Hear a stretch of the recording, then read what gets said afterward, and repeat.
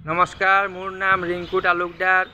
মই আজি ক'বলৈ ওলাইছোঁ লুৰিণজ্যোতি গগৈ। অসমৰ সকলোৰে পৰিচিত এটা নাম। তেওঁ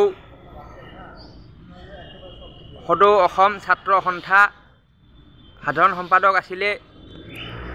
তাৰপিছত তেওঁ চিটিজেনশ্বিপ এমেণ্ডমেণ্ট এক্ট হোৱাৰ সময়ত তেওঁ কা আন্দোলন কৰিলে। কা আন্দোলন কৰাৰ পিছত অসম জাতীয় পৰিষদ নামৰ এটা নতুন দলৰ জন্ম হ'ল। সেই দলটোৰ তেওঁ বৰ্তমান সভাপতি। তো তেওঁৰ বিৰুদ্ধে বিস্ফোৰক অভিযোগ উত্থাপন হৈছে। অভিযোগটো কি মই কৈ আছোঁ। তো এতিয়া কথাটো হ'ল কি, অসমত জাতীয়তাবাদৰ নামত কি চলি আছে। মোৰ ভিডিঅ'টো চালে আপুনি বুজি পাব। অসমত জাতীয়তাবাদৰ নামত ভণ্ডামি চলি আছে। এই লুৰিণজ্যোতি গগৈ নামৰ ব্যক্তিজন এজন ভণ্ড হয়। ভণ্ড মানে কি, তেওঁক অসমৰ ৰাইজে সুধিব লাগে যে জাতীয়তাবাদৰ নামত কি কৰি আছে, এই কথাটো সুধিব লাগে। আৰু তেওঁৰ বিৰুদ্ধে যে এটা ভয়ংকৰ অভিযোগ আহিছে। অভিযোগটো হ'ল, যেতিয়া 2021 চনৰ বিধানসভা নিৰ্বাচন হৈছিলে, তেতিয়া তেওঁৰ দলটো নতুন আছিলে। তেওঁ জানিব লাগে যে নতুন দল এটা অসমত আহি অপেনিং কৰি 93 জন কেণ্ডিডেট থিয় কৰাই দিছে। এজনো জয়ী নহ'ল।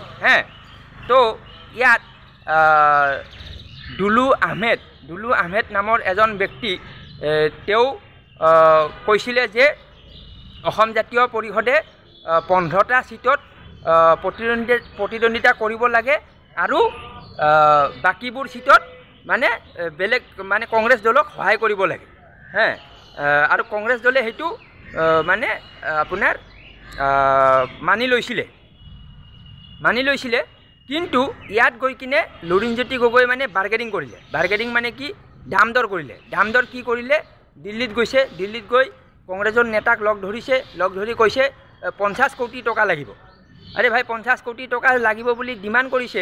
ডিমাণ্ড কৰা কিয় কৰিব লাগে? কাৰণ তেওঁ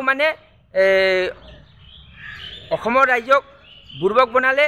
আৰু এই অভিযোগটো সঁচা নে মিছা, এতিয়ালৈকে তেওঁৰ ফালৰ পৰা কোনো প্ৰতিক্ৰিয়া অহা নাই।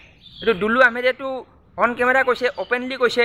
তো এতিয়া লুৰিণজ্যোতি গগৈ অপেনলি ক'ব লাগে যে তেওঁৰ ভুলৰ বাবে বিৰোধী পৰাজিত হৈছে আৰু বিজেপি জয়ী হৈছে। কাৰণ কিয়, আপুনি 2021 চনৰ নিৰ্বাচনটো চালে আপুনি সকলো বুজি পাব। তো ঠিক আছে, মই আশা কৰিম যে মোৰ ভিডিঅ'ৰ প্ৰতিক্ৰিয়া আহিব লাগে লুৰিণজ্যোতি গগৈৰ ফালৰ পৰা। ধন্যবাদ।